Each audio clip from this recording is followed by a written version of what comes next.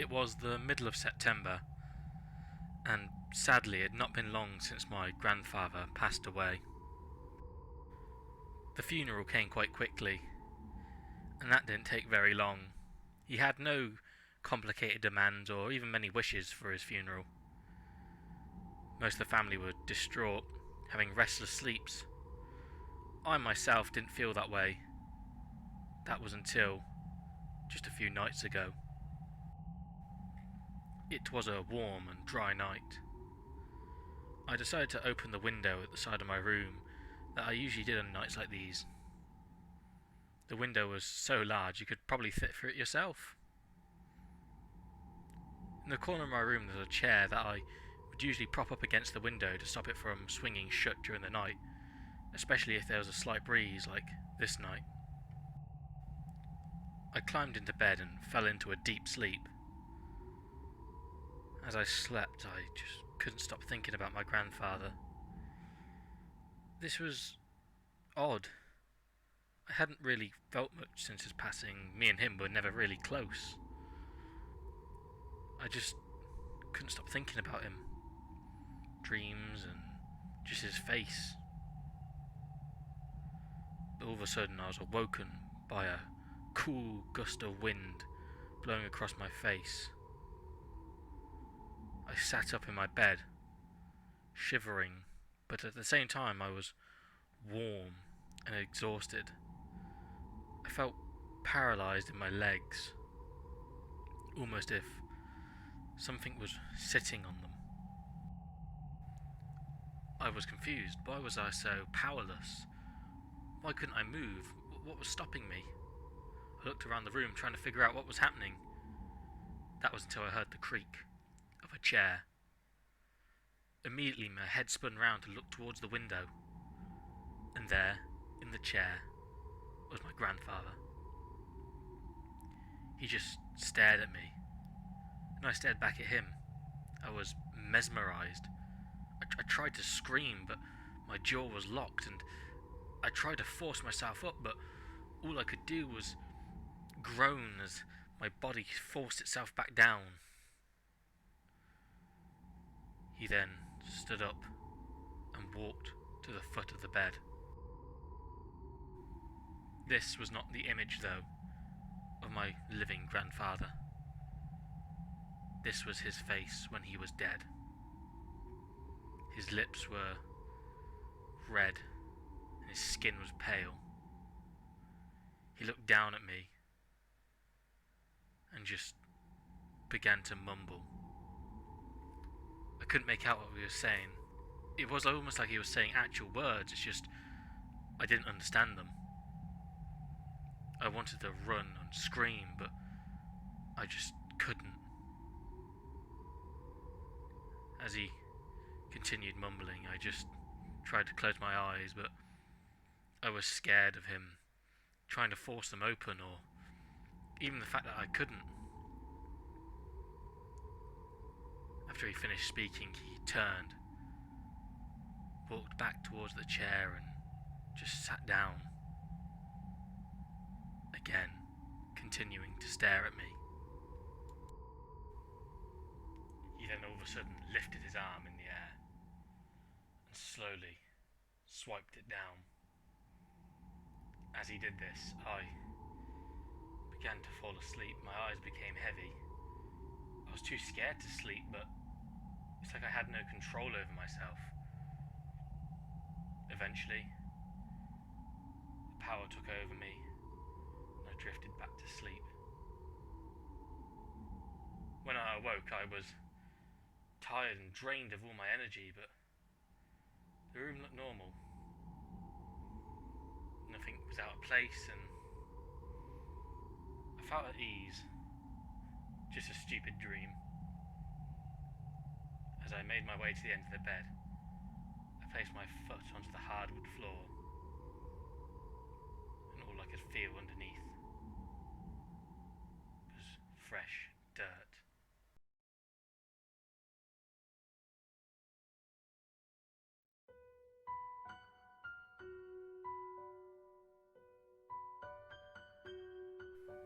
Me and one of my friends were out drinking one night. It was getting late, and by this point most of the bars were closing. He offered me to stay at his apartment for the night, and considering I had spent most of my money on drinks, I couldn't really get a cab home, so I took him up on his offer. We drunkenly stumbled back to his apartment block, where we then loudly made our way up the stairs. I'm sure his neighbours were impressed. As we fumbled to get the key into the lock, we joked and talked.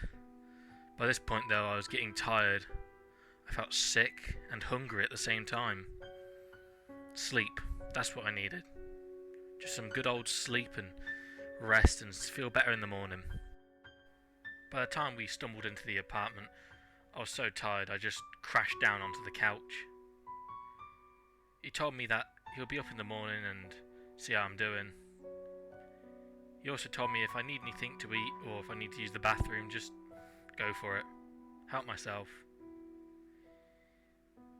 I looked around the apartment and all I could see really was the TV directly in front of me. The kitchen was to my left. And on the wall adjacent there was the root door to the bathroom and another bedroom.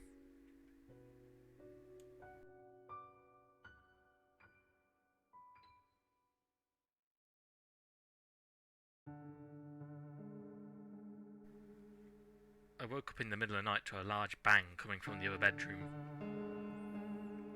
A few more bumps and bangs, and eventually out came a young man, maybe in his early 20s.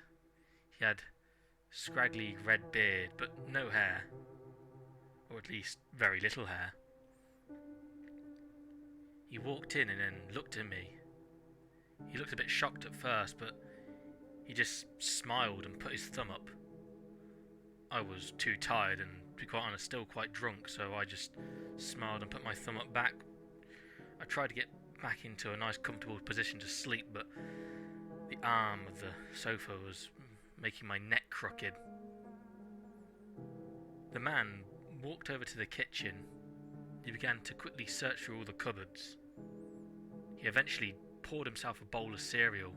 He made an absolute mess. Went into the fridge and got the milk, and again, more mess. He looked over and sort of gestured if I wanted some. I just shook my head and tried to get back to sleep. It was kind of hard getting back to sleep, especially now with a man eating cereal just to the left of me. Again, I could hear him rummaging through the cupboards again.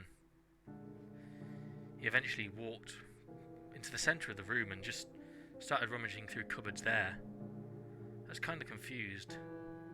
I sort of muttered, Are you the roommate? And he just turned and sharply looked at me. He looked surprised and scared after I said that, almost like he forgot I was there. He sort of just nodded his head with a kind of deer in headlights type of stare on his face. He quickly pulled a bunch of stuff out of the cupboard. I couldn't see what it was, and ran back into the bedroom. I was surprised. Why was his roommate so skittish, yet at the same time so considerate? I'm too tired to even think of this, so I just try and get back to sleep. No harm, besides the mess. But then the banging starts again. What's he doing in there, building furniture? Eventually though it stops, and quite abruptly, but at least it's quiet enough to get some sleep. I eventually woke up to the sun on my face. I looked around the room and the mess was still there. I was a bit surprised, and I was wondering if my friend might think what his roommate had done. Maybe this was usual for them, but I doubt it, because the apartment was quite clean when I first came in. I got up off the couch and stretched my legs, went to the bathroom, and just kind of sat around waiting for my friend to get up. Eventually though, the door to his room did open.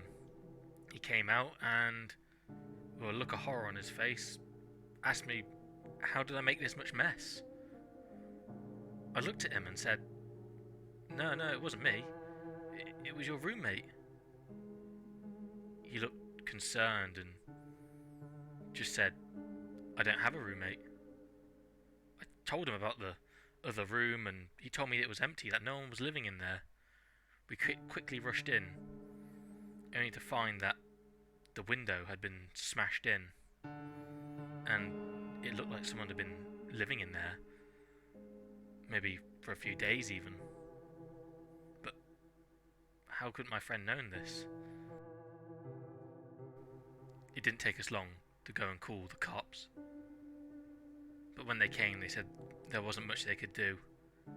There wasn't much evidence to collect, and, well, he looks like he'd been gone. Maybe me being there scared him off.